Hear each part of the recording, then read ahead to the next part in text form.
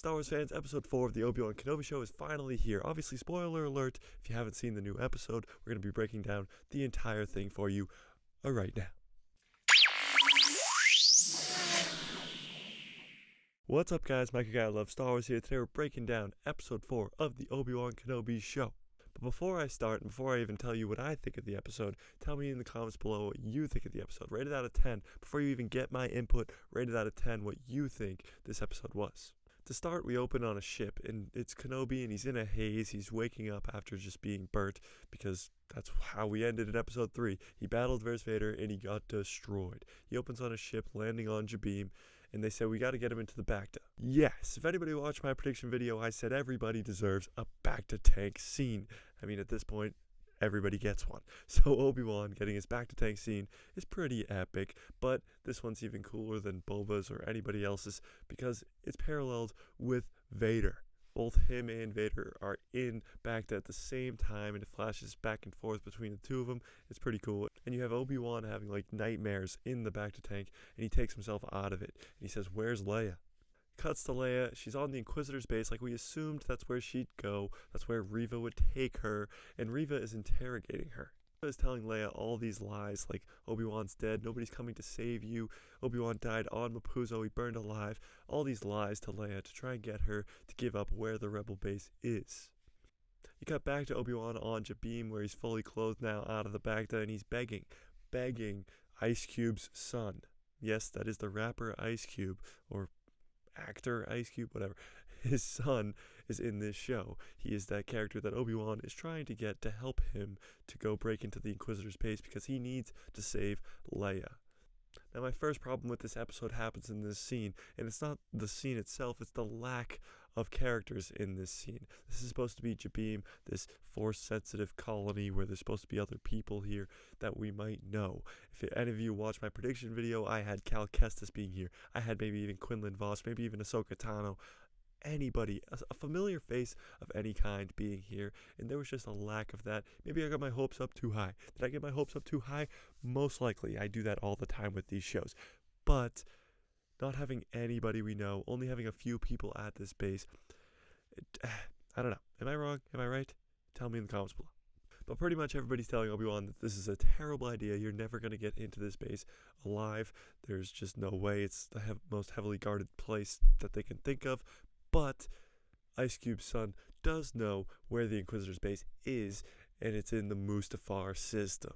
Obi-Wan and the girl that saved Obi-Wan at the end of episode 3, whose name is Tala, end up going to the Inquisitor's base because she is still undercover as an Imperial officer, a pretty high up one too, so they get onto the base. Tala lands, and when she's getting into the building, she gets stopped by security, this young guard who's kind of new to his job. And she's like, "Don't you know who I am? I'm your commanding officer with top secret information right now." And he's like, "I'm sorry," and lets her in. Then it cuts to Obi-Wan. He jumped out of the ship early, and he is swimming in. This is a lot like Jedi Fallen Order. If you ever played that game with Cal Kestis, you actually break into the same exact base in the same exact way. You come in through an entrance underwater. But the coolest part is Obi-Wan is using the same thing to breathe underwater that him and Qui-Gon did in The Phantom Menace. Just these little prequel things that happen in this show are so cool because we got a few of them in The Mandalorian, but it's not the same when it's a character like Obi-Wan who's already been there, already used these things, and especially this one. He was with his master on Naboo using these underwater. And now he's by himself, swimming into an Imperial base where all the Inquisitors are, trying to save Leia. Tala opens a door for him, and he gets into the base. It cuts back to Reva, who is still interrogating Leia, saying, "Come on, Leia, we know you know where the rebels are." And she's trying to use her Jedi mind trick stuff where she's reading her brain. And Leia's not buying it. She says, "Is this a staring contest?" Leia's pretty strong. She's already strong at a young age, and Reva knows it. Reva says, "You're very strong."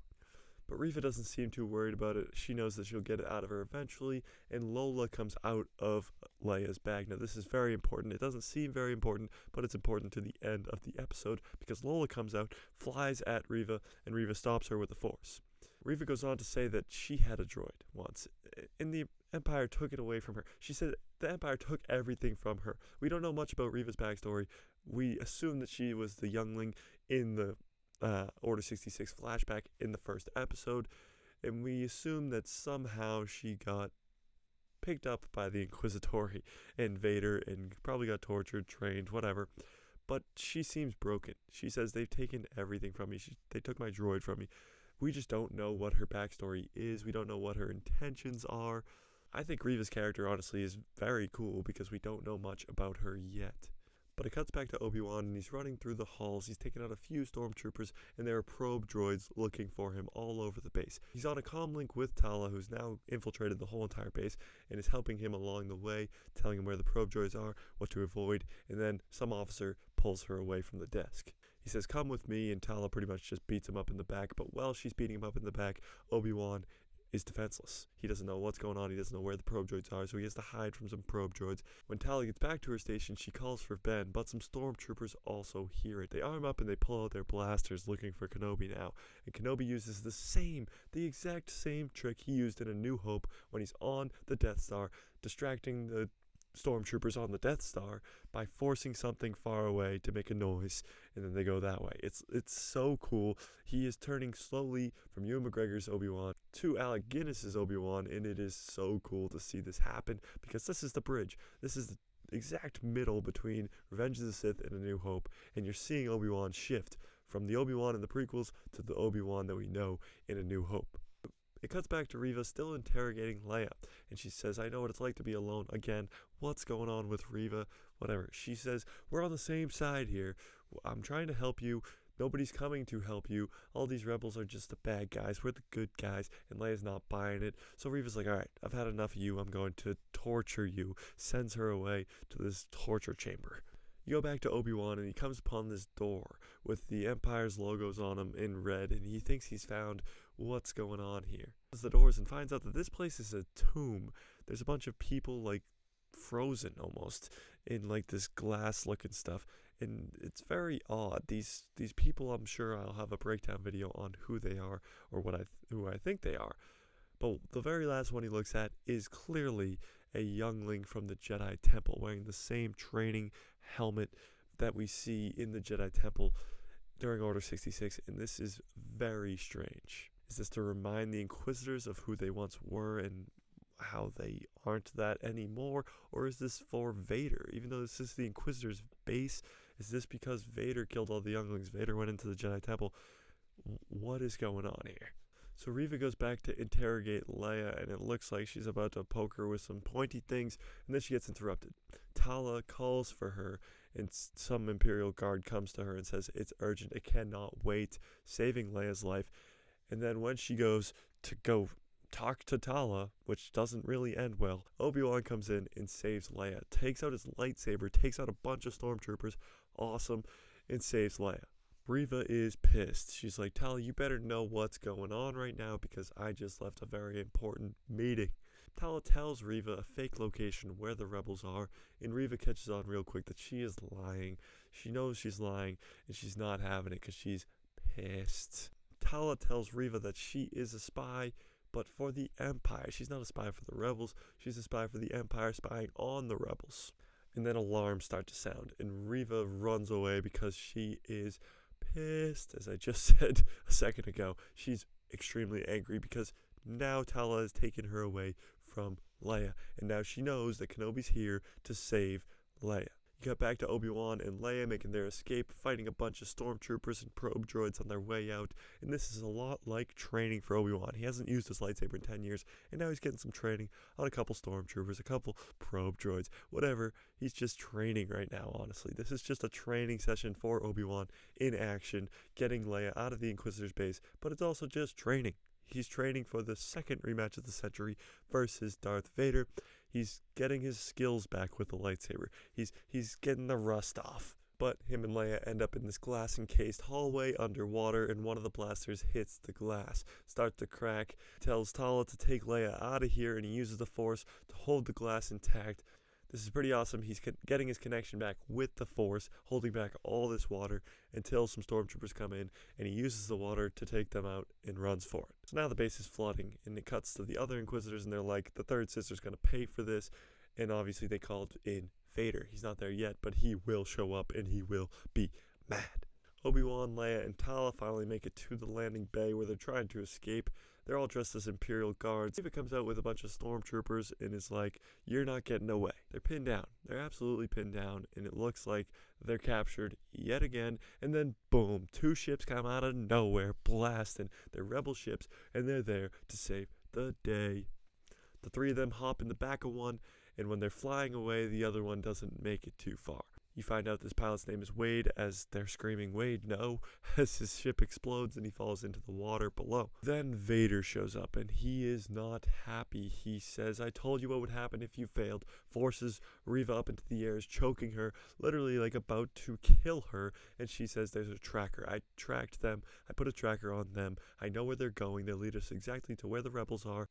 And Vader's like, "I told you what would happen if you fail. Don't fail me again, or you're gonna die. You're gonna die." Sadly, this was the only thing we got of Vader in this episode. Last episode, we got so much Vader, and then in this episode, we got him coming in all badass and just force choking Reva up in the air. But that was pretty much it. Just like a 2-second scene of Vader. Not enough Vader. Never enough Vader. Not enough Vader. Then it cuts to Leia and Obi-Wan and Tala all on the ship with Ice Cube's son and that rebel who was flying that other ship who lost Wade. Leia's sitting next to Obi-Wan and puts her hand on Obi-Wan's hand. He saved her. But then it slowly pans over to the bag where Lola is. She turns on and clearly has a bunch of red lights on her. This indicates that she is the tracker. Reva used Lola, her droid, as the tracker, and they're not going to know it at all, because how is Leia going to find out that her best friend, this droid, is tracking them and is the reason they're all going to die? Roll credits. I asked you guys at the beginning of this video to rank this episode out of 10, and now I'm going to give it a 7.5. This episode was cool. It had an awesome escape out of the Inquisitor's base. Obi-Wan getting to use his lightsaber again to take out a bunch of stormtroopers and kind of get a training in. Had some cool Reva scenes, not really telling us more about her backstory, but giving us more questions about her backstory.